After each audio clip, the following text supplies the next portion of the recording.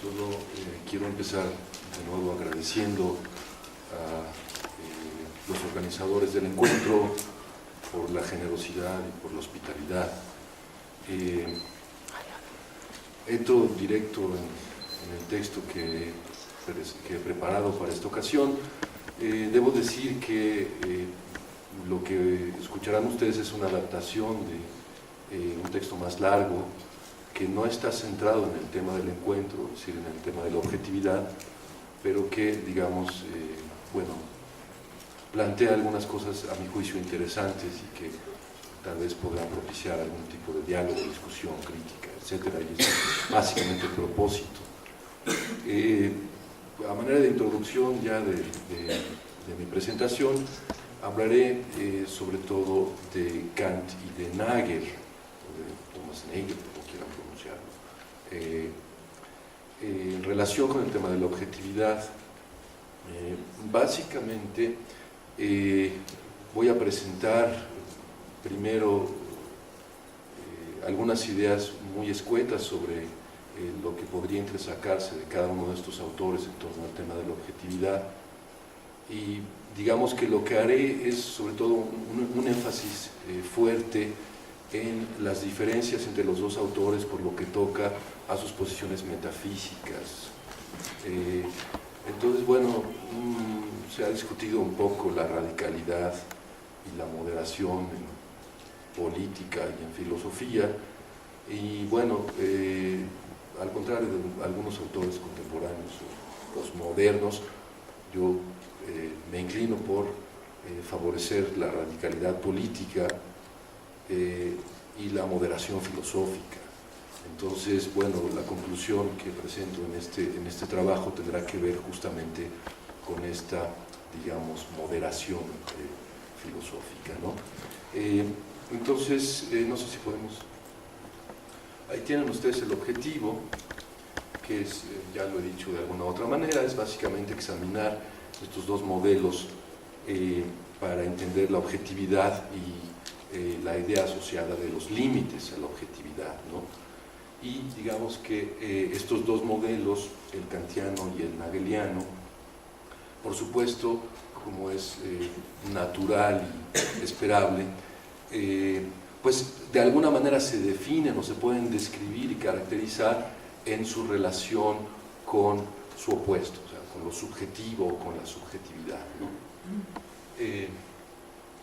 Entonces, bueno, para tener alguna manera de identificarlos rápidamente, podríamos decir que el modelo nageliano es el modelo de la objetividad como imparcialidad, ¿no? Mientras que, en contraste o a diferencia de el modelo kantiano, nos presenta una idea de objetividad como validez. Uno se puede preguntar si estas diferencias son, digamos, excluyentes, o si puede haber algún punto de contacto. Esto lo podríamos platicar después. Podríamos pasar al siguiente. Entonces ahí tienen ustedes básicamente el plan de trabajo, aunque parece bastante farragoso, trataré de hacerlo breve para dar espacio a la discusión y por supuesto a la réplica que amable y pacientemente estuvo dispuesto a hacer Gonzalo Serrano. Sí, dedico las primeras dos partes a describir brevemente cada una de las posiciones. Después pongo una especie de plataforma, como lo he llamado, en una tabla más o menos esquemática para ver algunas diferencias. Y sobre todo, digamos que la sustancia de mi presentación está en las partes 4 y 5. Primero, el ataque nageliano a Kant, que, digamos, motiva el título de la presentación, objetividad y reduccionismo. El ataque nageliano, como veremos en un momento, básicamente consiste en atribuirle una especie de reduccionismo o parcialización al modelo kantiano. Y bueno, también la siguiente parte, que sería algo así como la defensa o la respuesta del modelo kantiano, probablemente será la que me ocupe más tiempo y tenga más detalles, ¿no? Finalmente, en el epílogo, en las conclusiones, hago algunos esbozos en donde digamos, planteo esta moderación moderación filosófica o metafísica a la que me referí hace un momento. ¿Podemos pasar?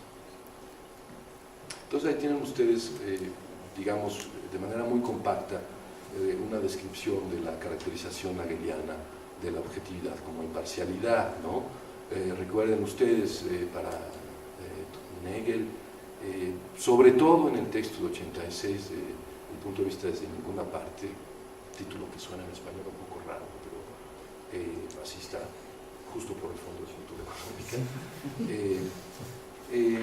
Sí, bueno, recuerden que para Hegel la objetividad fundamentalmente obedece a un impulso, al impulso humano, por ir más allá de la propia individualidad y lograr una comprensión de nuestro sitio, nuestro lugar en el mundo complejo y multiforme del que, por cierto, somos parte, ¿no? Más específicamente, Hegel describe o caracteriza la objetividad como un método para comprender la realidad, ¿no? Y este método fundamentalmente consiste en alejarse reflexivamente del punto de vista subjetivo, punto de vista que está caracterizado como la posición inicial.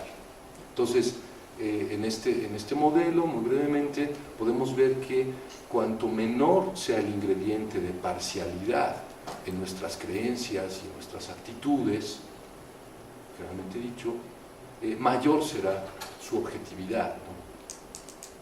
Por supuesto, esto nos lleva a la idea de los límites de la objetividad. No en todos los ámbitos de lo real el método de la objetividad logra su objetivo, el propósito de comprender mejor las cosas, comprender mejor la realidad. Hegel menciona a propósito de esto algunos ámbitos por ejemplo en la filosofía de la mente, o en una de esas tal vez, y acá Gustavo podrá decir algo, en el ámbito de las emociones, en donde digamos la búsqueda por la objetividad total, digamos que opacaría nuestra relación de comprensión con el mundo, ¿no? En todo caso, para Hegel hay límites de la objetividad claramente, en la idea de que hay cosas acerca del mundo y de la vida y de nosotros mismos, por supuesto, que no se comprenden mejor desde un punto de vista máximamente objetivo.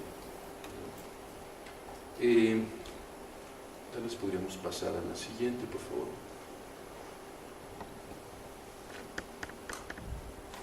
Bueno, ahí tienen ustedes digamos, la lámina donde digamos, describo la idea de los límites de la objetividad para Hegel, ¿no? Y es importante la última frase, que no en todos los ámbitos de lo real se puede aplicar, digamos, exitosamente este método de la objetividad, como lo llaman Hegel, ¿no? No podemos pasar. Bueno, en cuanto al modelo kantiano, que, digamos, acentúa el asunto de la validez como una nota, digamos, importante, para no decir esencial, de la objetividad, ¿no? En principio podríamos decir que para el modelo kantiano, para Kant, el Kant histórico tal vez podríamos decir, la objetividad es una propiedad normativa de juicios, ¿no? Y es una propiedad cuya explicación radica en ciertos rasgos estructurales del aparato cognitivo humano, de la dotación cognitiva humana, ¿no? Digamos, esta es la idea de que la objetividad surge desde la subjetividad. ¿Sí? No hay un abandono propiamente de la objetividad en este modelo, de la subjetividad, perdón, en este modelo. Para decirlo muy sintéticamente, la condición subjetiva para Kant es necesaria para la objetividad de los juicios acerca de cómo son las cosas. ¿Podríamos pasar, por favor, a la siguiente? Y ahí tienen ustedes, digamos, la idea básica de los límites de la objetividad, tal y como se puede extraer del modelo kantiano, o quiero insistir en esto, tal vez del Kant histórico, ¿no? Dado el giro copernicano, no me voy a detener hablar sobre el giro copernicano, pero digamos que, dado el giro copernicano, los límites de la objetividad son los límites de la experiencia posible, ¿no? Digamos, recordemos la idea de que las afirmaciones de la metafísica tradicional, que según Kant pretenden ofrecernos conocimientos sobre, por ejemplo, el alma humana, la libertad, Dios, etcétera, etcétera, todas estas afirmaciones resultan ilusorias o espurias desde el punto de vista de las condiciones de la objetividad. Es decir, por su propia naturaleza, estos objetos de la razón humana, dirá Kant, rebasan nuestra comprensión teórica, que tal vez no rebasan otro tipo de aproximaciones, como la aproximación práctica, etcétera, pero en esto no me voy a meter.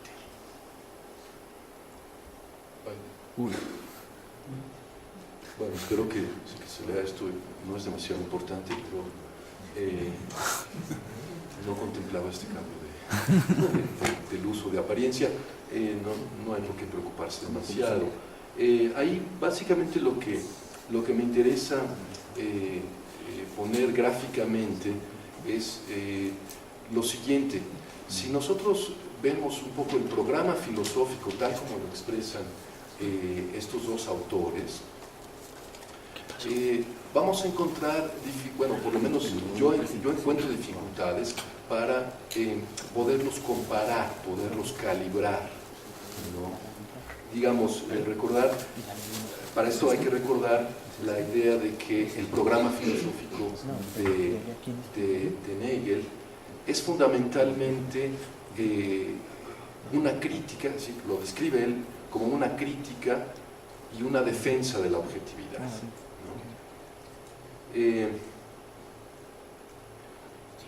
Kant tiene por programa, dicho de una manera muy sintética y escueta, establece las condiciones que hacen posible el conocimiento objetivo.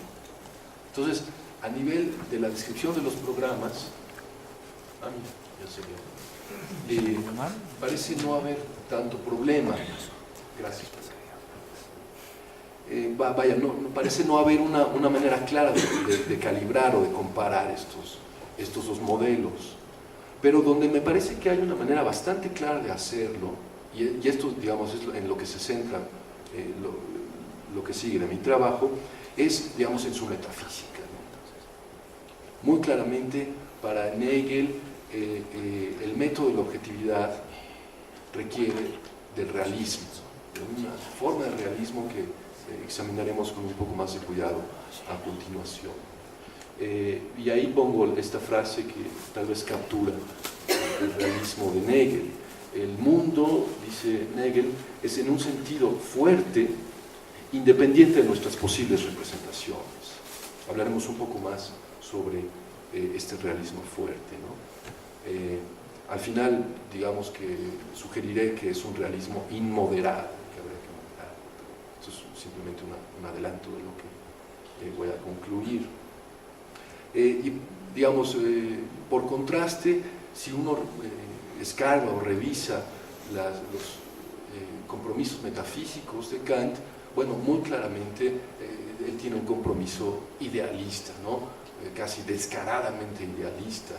Y bueno, aunque no son, por supuesto, las palabras del propio sabio de Königsberg, se puede capturar este idealismo en la frase: el mundo es el mundo representado, ¿no?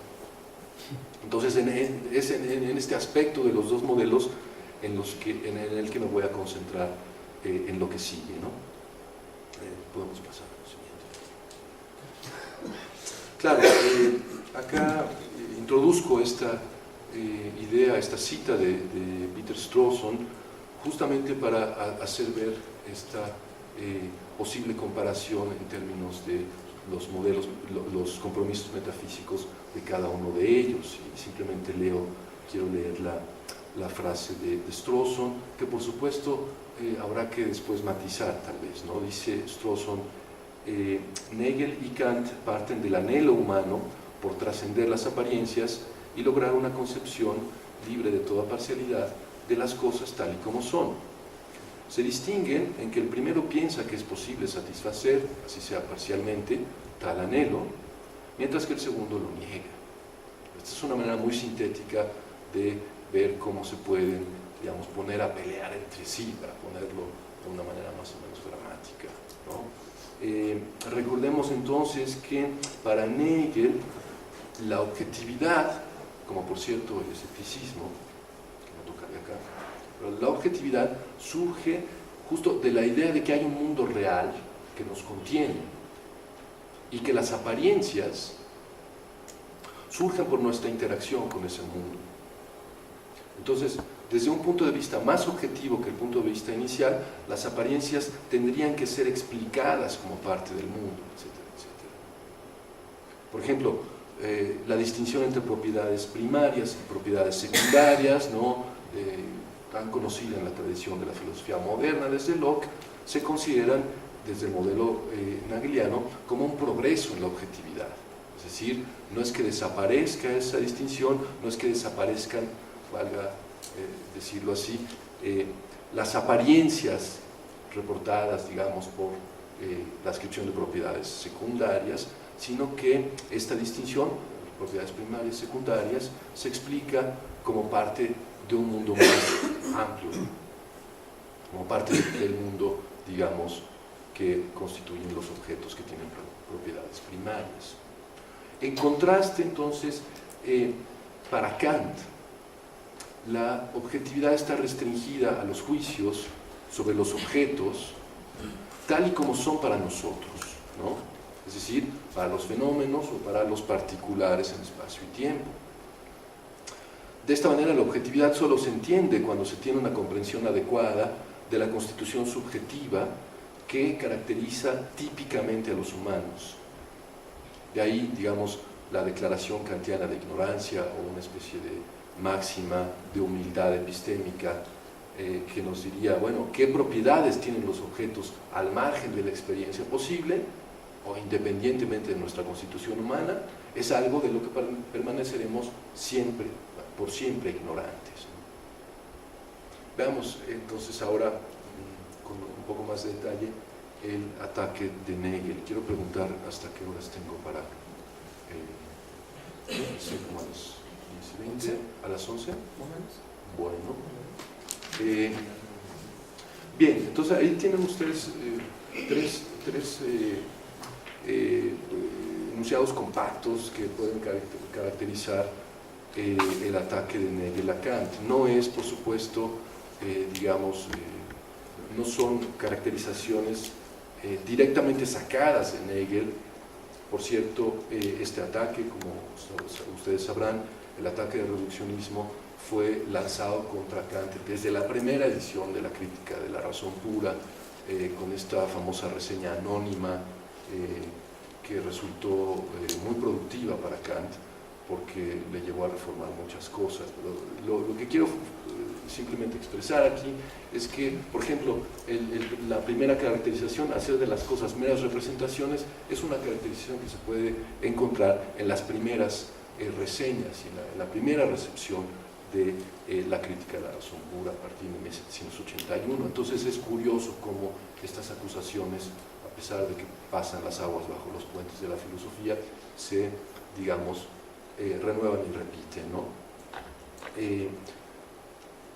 Sí, entonces la segunda, el ser se agota en el parecer, es en la que me voy a concentrar, aunque también hablaré de la tercera, ¿no? La reducción del contenido de los juicios.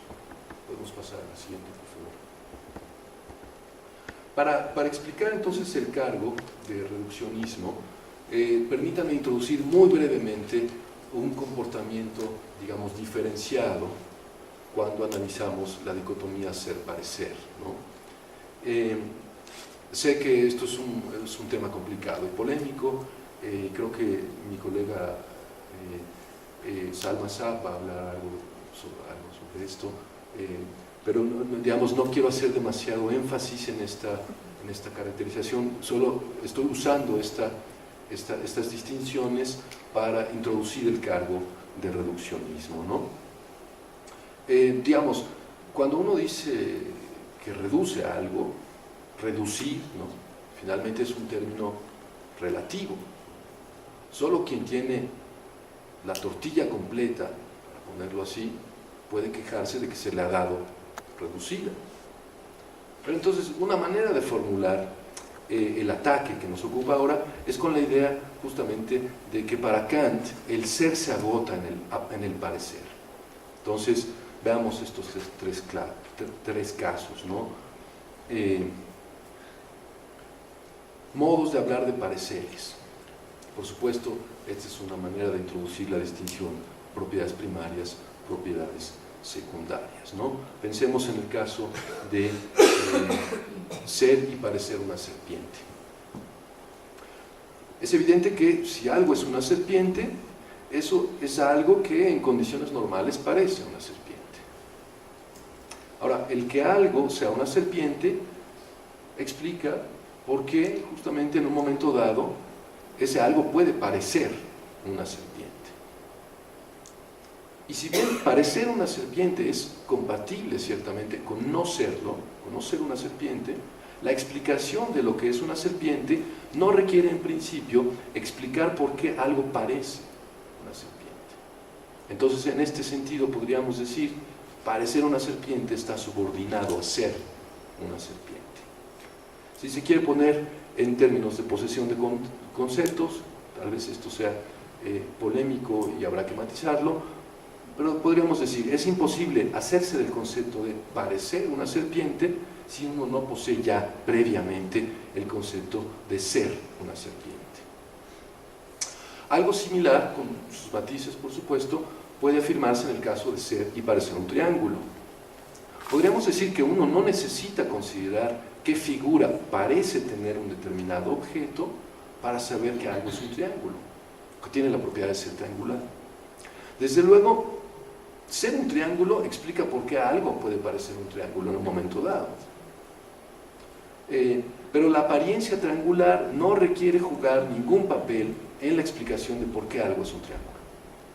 Como podría decirse en este ejemplo, ser un triángulo es independiente de parecerlo. Ahora, ¿qué pasa con ser y parecer rojo? ¿Qué podríamos decir en este caso? Por supuesto, esto es bastante conocido, es terreno recorrido, ¿no? Cabe afirmar, de un modo análogo a los casos anteriores, que ser rojo explica por qué algo puede parecer rojo en condiciones normales. Pero, puesto que no podemos decir que ser rojo es independiente de parecer rojo, la explicación es, en este caso, circular. Esto se debe a que ser rojo justamente consiste en parecer rojo en circunstancias normales de percepción. Esta circularidad ha sido objeto de estudio, no tiene por qué ser viciosa, ¿no? Por ahí hay el famoso texto de Colin McGinn que habla un poco de esto. Tal vez lo que se sugiere es tomar esta circularidad como una especie de rasgo de cierto tipo de propiedades, ¿no? Justamente las llamadas por la tradición lockeana o desde Locke, las propiedades secundarias. Podríamos poner la siguiente.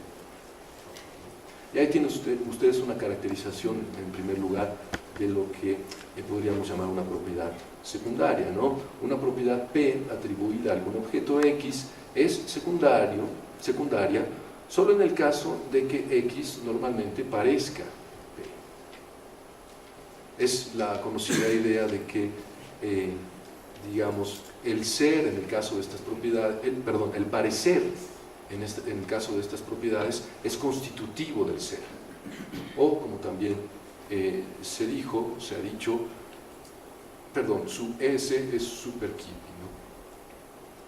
Es, por supuesto, entonces una manera de aglutinar el material para volver a lanzar el cargo de berkeleyanismo, cargo que se le lanzó a Kant desde un inicio. El cargo de reduccionismo es, en cierta medida, desde un punto de vista histórico, un cargo de berkeleyanismo, ¿no? Que, como ya dije, persiguió a Kant durante toda su vida intelectual y lo sigue persiguiendo unos años después de haber cesado, ¿no? Pero digamos, esto apunta a que para Kant hay la posición metafísica correcta es la radicalización del subjetivismo, ¿no? Es una idea muy extraña, ¿no? Los constituyentes del mundo, ¿no? Los cuerpos en el espacio, los estados conscientes de las personas, todo eso son igualmente fenómenos. como dicen los angloparlantes, only appearances, ¿no? Representaciones en nosotros. Entonces, digamos que el error de Kant, ahora, digamos, visto desde la perspectiva del modelo nageliano, sería asimilar las afirmaciones objetivas, las afirmaciones con pretensiones de describir el mundo, digamos, de modo paradigmático, incluso aquellas afirmaciones que versan sobre las propiedades primarias de los objetos, ¿no? Asimilar estas afirmaciones objetivas a la lógica de las propiedades secundarias. En otros términos, los fenómenos se comportan frente a las cosas en sí mismas, perdón por la introducción de esta infausta distinción, los fenómenos se comportan frente a las cosas en sí mismas de modo análogo a cómo se comportan las propiedades secundarias frente a las primarias. Vamos a pasar a la siguiente. Ahí tienen ustedes una cita del punto de vista desde ninguna parte donde se hace más o menos explícita este cargo, ¿no? La concepción kantiana, sí, la concepción kantiana de que las cualidades primarias describen el mundo también, solo como aparece ante nosotros, depende de tomar el sistema entero mismo de explicaciones científicas sobre los fenómenos observables como una apariencia, cuya explicación última no puede referirse sin circularidad a las cualidades primarias, puesto que ellas tienen que ser explicadas en términos de esa apariencia. Esa es una traducción mía y probablemente queda un poco de la traducción disponible, ¿no? Hay ciertamente un soporte textual en Kant para esta idea, y como siempre se pueden encontrar soportes textuales en un sentido y en otro. Entonces casi podríamos decir, no acudamos al texto, no hagamos reconstrucción histórica, sino tratemos de hacer mejor una buena reconstrucción racional, en fin. Pero digamos, el asunto es, para Hegel, desde el punto de vista del modelo hegeliano, Kant reduce el contenido de nuestros juicios acerca de cómo son las cosas a un contenido solo fenoménico, ¿no? Dado nuestro equipo cognitivo, dada nuestra dotación cognitiva, nuestros juicios son afirmaciones acerca de cómo parecen ser las cosas. Esto lo que significa en otros términos, y paso aquí a la otra formulación del reduccionismo, es que Kant compromete la independencia del contenido de los juicios. ¿Esto qué quiere decir? La reducción kantiana no permite mantener que al menos algunos de los contenidos de nuestros juicios o pensamientos son independientes de la subjetividad humana. Y esta es otra cita de Hegel, ¿no? Todos nuestros pensamientos, dice Hegel, deben tener una forma que los hace accesibles desde la perspectiva humana. Pero eso no significa que versen acerca de nuestro punto de vista o el de la relación del mundo con ella. Aquello acerca de lo que versan no depende de su forma subjetiva, sino de aquello a lo que ha de referirse cualquier explicación de lo que los hace verdaderos, ¿no? Esto, digamos, que también conecta con un desiderata, un deseo, digamos, expresado en la tradición contemporánea, de la fricción del mundo, la fricción que representa el mundo frente a nuestros ejercicios conceptuales, ¿no? Como por ejemplo lo expresa metafóricamente McDowell, el conocido libro del 94, ¿no? Pero entonces termino con el ataque rápidamente para pasar a la defensa. Al igual que Berkeley, el sabio de Königsberg se desliza de la subjetividad de la forma a la subjetividad del contenido. Kant, el archisubjetivista, quiere vendernos la idea incomparable de que aquello acerca de lo cual versan nuestras afirmaciones, podríamos decir sobre objetos lockeanos, depende completamente de la forma que ésta adopta en la subjetividad humana. Y además que nuestras afirmaciones objetivas, tanto las ordinarias como las científicas, describen el mundo solo desde el punto de vista idiosincrático de los humanos. Esto es una devaluación de la objetividad. Lo que hemos de llamar objetivo tiene que estar ceñido al marco humano y obedece de modo completamente general a la lógica de las apariencias. Este es el cargo del reduccionismo. Pasemos ahora rápidamente a una posible respuesta, ¿no? En términos muy generales, la reacción que podría expresarse por parte del modelo kantiano ante este ataque es que, bueno, Hegel sobrevalúa la objetividad. Y en ese sentido, tal vez de una manera radical, podría decirse que si esto es cierto, podemos dar algún contenido claro a la idea de que Hegel sobrevalúa la objetividad. Entonces, el programa filosófico de Hegel de efectuar una crítica y una defensa de la objetividad es un programa que fracasa. Esto lo dejaré solo esbozado. Ahora, déjenme advertir que esta respuesta que voy a tratar de articular no es la respuesta histórica más común, ¿no? Por lo menos no propiamente, digamos. Me parece que la respuesta histórica se concentra en una defensa del reduccionismo, digamos, en la línea de que el reduccionismo es la única manera de dar cuenta del conocimiento humano, ¿no? Véase, por ejemplo, Prolegómenos, el parágrafo 13, es muy famoso en esto, ¿no? La respuesta que delineo toma matices de la respuesta histórica, pero no es directamente ella, ¿no? Ahora, ¿cuál es la estrategia que quiero articular aquí para rechazar el cargo de reduccionismo? Digamos, a ver, la estrategia en la defensa sería justamente rechazar el reduccionismo. En lugar de defender el reduccionismo, sería rechazar el reduccionismo, pero sin adoptar el realismo fuerte de Hegel. Este es, digamos, el punto crítico. Podemos pasar a la siguiente. Para esto voy a hablar muy brevemente en el tiempo que me queda de 3 puntos que son, me parece, fundamentales en la estrategia de respuesta del modelo kantiano. Ahora hablo de modelo kantiano distinguiéndolo, digamos, del Kant histórico, si es que hay algo así. Entonces, el primer punto es la doctrina del espacio y tiempo, como es lógico y natural, cualquiera que tenga familiaridad con esto. El segundo punto es la independencia del contenido, el contenido de los juicios, y el tercer punto es el realismo fuerte. Por favor, la siguiente, ¿no? Entonces, hablando del primer punto, la doctrina del espacio y tiempo, aquí necesitamos un poco de atención para tratar de captar los matices del argumento, ¿no? La presentación, ¿no?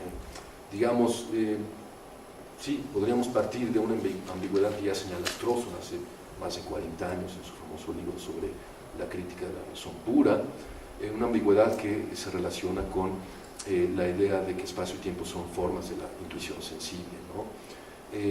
Ahí tienen ustedes la formulación. Lo espacial y lo temporal son los modos o formas en las que nos percatamos de instancias particulares, de conceptos generales, en sus relaciones con otros particulares. Entonces, esto tiene la siguiente ambigüedad. Puede prestarse a la lectura subjetivista que tienen ustedes ahí subrayada, que diría lo siguiente: lo espacial y lo temporal son nuestros humanos modos de percatarnos de instancias particulares y de su orden, y por eso, ¿no?, espacio y tiempo son maneras en las que ellos están ordenados. Esto, digamos, tiene diversas consecuencias en las que no quiero entrar en este momento, ¿no? Digamos, muy claramente, de aquí se desprende que las espaciales y las temporales no son relaciones o no son propiedades que puedan atribuirse a las cosas en sí mismas. Esta idea, por cierto, también viola algo así como viola el principio de humildad epistémica kantiana, porque viola los límites de lo que puede afirmarse, ¿no? Y aquí, digamos, hay trabajos recientes sobre la llamada alternativa no contemplada, ¿no? A saber que las cosas en sí mismas guarden, aún de manera desconocida para nosotros, relaciones espacio-temporales, etc., ¿no? Pero esta es la lectura subjetivista que habría que rechazar si se quiere rechazar el reduccionismo, ¿no? Y digamos que lo que propongo es, como Strawson, no tengo nada de original en lo que digo, adoptar la lectura austera. Y esa lectura dice lo siguiente: lo espacial y lo temporal son modos o formas en las que están ordenadas las instancias particulares de conceptos generales, y por eso son los modos en los que nos percatamos de tales particulares y de su orden. Ahora, déjenme anotar simplemente que a pesar de que se le llama, Strawson mismo la denomina austera, esta lectura es bastante fuerte metafísicamente hablando, ¿no? Digamos, por ejemplo, dice Strawson en otro pasaje de The Bounds of Sense, la posición espacio-temporal provee la base fundamental de la distinción entre un ítem particular y otro del mismo tipo. Y por lo tanto, continúa Strawson, es la base fundamental de la identidad de los ítems particulares. Esto es muy fuerte, ¿no? La base fundamental de la identidad. Y después dice que también es de la existencia, ¿no? Por supuesto, todo esto se puede discutir y ver cuáles son sus implicaciones, por ejemplo, antirracionalistas, anti-leibnizianas, ¿no? Por ejemplo, sus diferencias con Leibniz frente al tema de la identidad de los indiscernibles, etcétera, etcétera, etcétera. Pero déjenme decirlo muy brevemente cuál es la idea importante de la lectura austera, ¿no? Es la siguiente: cualesquiera dos objetos, en el sentido de particulares que son instancias del mismo concepto general, cualesquiera dos objetos pueden distinguirse en una multiplicidad de aspectos y propiedades, pero no pueden dejar de ser distintos, no pueden no ser distintos en su posición espacio-temporal. O sea, son necesariamente distintos en su posición espacio-temporal. Ahora, ¿sirve esto ya para evitar el desliz berkeleyano? Sirve, creo, para algo importante. Sirve, a mi modo de ver, para romper el argumento por analogía, según el cual, digamos, Kant cae en el reduccionismo porque, como lo expresa Hegel, incluso las cualidades primarias son parte de la apariencia, ¿no? Veamos, según la versión austera de espacio y tiempo, no es posible, en el sentido de no es correcto, decir que las propiedades primarias describen los particulares tal y como se nos aparecen. Podríamos poner el siguiente. Espacio y tiempo serían relaciones que no dependen del aspecto empírico de la intuición humana, esto es, de la sensación, sino que permanecen necesariamente en los objetos de la experiencia, incluso si la sensación se elimina del panorama. Ahora, bueno, aquí podríamos comentar algo sobre el argumento de la inseparabilidad, tal y como lo presenta, por ejemplo, Colin McKean en su discusión con Berkeley, ¿no? Pero más allá de esto, me parece que es importante notar que, aunque espacio y tiempo, siempre según la lectura austera, por supuesto, aunque espacio y tiempo son condiciones subjetivas de lo que ha de contar como objeto de experiencia, ¿no?, la localización espacio-temporal específica de los objetos no depende de nuestra dotación cognitiva, no depende del hecho, en último término, inexplicable para Kant, de que nuestra intuición sea siempre sensible. Entonces, sugiero una manera de entender la observación de la segunda edición de la Estética Trascendental, que me parece se dirige a contestar el cargo de berkeleyanismo, en el sentido de que los fenómenos, ¿no?, Scheinungen, no deben ser tomados como meras ilusiones. Schein. Bien, pasemos al siguiente, por favor. Bueno, ahí tienen ustedes, digamos, el siguiente punto tiene que ver con la independencia del contenido, como podrán recordar, ¿no? Ahí tienen ustedes una cita de la correspondencia kantiana, es, digamos, tardía en relación con la crítica de la razón pura, pero, digamos, esboza o sugiere una vía para tratar estos problemas intratables, ¿no? La opinión de los señores Eckhardt y Garber de que el idealismo de Berkeley es el mismo que el de la filosofía crítica no merece la menor atención. Esto no es cierto, porque ha llevado a este punto Kant, ha pasado por lo menos 10 años tratando de responder estos cargos, ¿no? Pero bueno, eso le escribe a su amigo y discípulo Sigismund Beck, ¿no? No merece la menor atención, pero lo interesante es lo que sigue. Yo hablo de la identidad en referencia a la forma de las representaciones, pero ellos interpretan esto como la idealidad respecto de la materia, es decir, esto es la idealidad del objeto y su existencia misma. Paciencia, ya casi termino. Tomando en cuenta entonces que nuestros juicios objetivos versan sobre objetos particulares localizados en espacio y tiempo, y tomando en cuenta también que las relaciones espaciotemporales particulares no dependen del punto de vista humano, ¿no?, surge aquí la idea de que ellos, es decir, nuestros juicios, tienen una doble dependencia. Por un lado, en cuanto a su forma, nuestros juicios dependen de ciertas condiciones estructurales. Estas condiciones son estudiadas por la teoría de los elementos, o la doctrina trascendental de los elementos, como pomposamente lo llama Kant, que incluye un principio, digamos, subconceptual de identificación de instancias particulares y un principio de articulación inferencial de las múltiples propiedades con las que se pueden describir esos mismos particulares, una manera de hablar de la unidad de la conciencia famosa, ¿no? Ahora, por otro lado, nuestros juicios, sin embargo, dependen de lo que es el caso del mundo. Y esto, digamos, a lo que apunta es a la, yo diría, recuperación de la llamada independencia del contenido. Podemos pasar así. Me parece entonces que podría afirmarse que el modelo kantiano, tal y como lo he descrito, admite fácilmente la posibilidad, acariciada por todo realista, de que cómo sean las cosas debe, de caso en caso, cuando es apropiado, cambiar nuestros juicios o nuestros pensamientos acerca de ellos. Es decir, da cuenta de la ficción a la que aludí hace un momento. Más aún, en este modelo, aunque muchos aspectos de lo real sean para nosotros desconocidos e inconcebibles, en un momento dado, ello no implica que no podamos llegar a concebirlos y a conocerlos. Esto es, nuestros conceptos pueden ampliarse y especificarse indefinidamente. Y esto no tiene por qué llevarnos a comprometernos con el realismo fuerte de Hegel. Y paso al siguiente punto, por favor. Como sabemos, ya lo habíamos visto en una lámina previa, ¿no? El realismo que Hegel favorece es la idea de que en un sentido muy fuerte, tal vez aquí asentar el muy fuerte, el mundo se extiende más allá del alcance de nuestras mentes.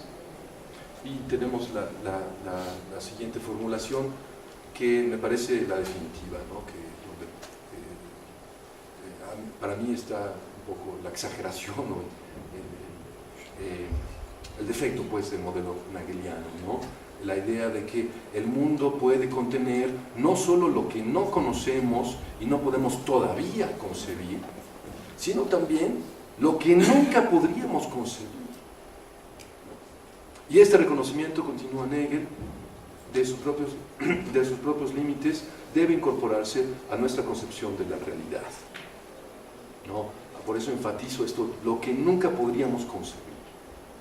¿No? Que al referirse a la posibilidad de que haya cosas más allá del alcance de nuestras mentes, Hegel afirma que el que tales cosas sean posibles, es una cita, es absolutamente central, pues si las hay, escribe Hegel, ellas establecen un estándar de realidad independiente de la mente que también pueden satisfacer las cosas más familiares. Es justamente ese estándar de realidad independiente lo que en último término guía para Hegel la aplicación del método de la objetividad. Pero este es un estándar imposible de alcanzar. En otros términos, como lo ha notado Wolfgang Karl en un artículo, no podemos darle ningún significado epistemológico a la idea de que, en un sentido fuerte, el mundo se extiende más allá del alcance de nuestras mentes.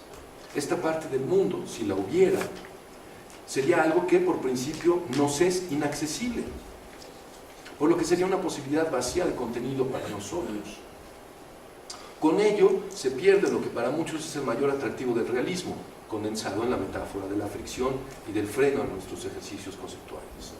Para Hegel, lo que pone freno a nuestros conceptos está fuera del alcance de nuestras capacidades cognitivas humanas. De ahí, digamos, la sobrevaluación. Podríamos pasar a la siguiente, por favor. El realismo fuerte de Hegel impone al método de la objetividad la exigencia inalcanzable de adoptar el punto de vista desde ninguna parte, y este punto de vista no puede ser el humano. Y terminemos con una nota, no sé si literaria, pero tal vez nos pueda llevar a algunas reflexiones interesantes. Podemos pasar a la siguiente. Bueno, les voy a contar un cuento de la tradición de los Vedas, y que me parece que captura algunas de estas cosas y podrá tal vez servir para que nos relajemos un poco. Se llama El elefante y los ciegos. Lo tienen ahí, no sé si se alcanza a ver desde atrás, lo voy a leer directamente. El elefante y los ciegos. En una ocasión, un elefante llegó a una aldea remota cuyos pobladores eran ciegos. Cuando se supo la noticia de la llegada del elefante, todos ellos se congregaron alrededor del elefante y comenzaron a tocarlo. «Es como un palo», exclamó uno, tocando su cola. «Es más bien como un pilar», dijo otro, mientras le tocaba una pierna, y así siguieron con las orejas, la trompa, los colmillos. Cada ciego describió al elefante según el tipo de experiencia previa con el que podían relacionarlo. Y empezaron a discutir. «El tuyo no es el elefante, sino solo una ilusión. El mío es el elefante real». Después de un rato, intervino el mahut, o el jinete del elefante, el que conducía al animal hacia el pueblo, y exclamó: «¡Paren su pelea! Ustedes no pueden tener una imagen completa del elefante. Lo único que pueden hacer es reunir sus diferentes experiencias del elefante y a partir de ella imaginar una nueva criatura que conocerán como elefante.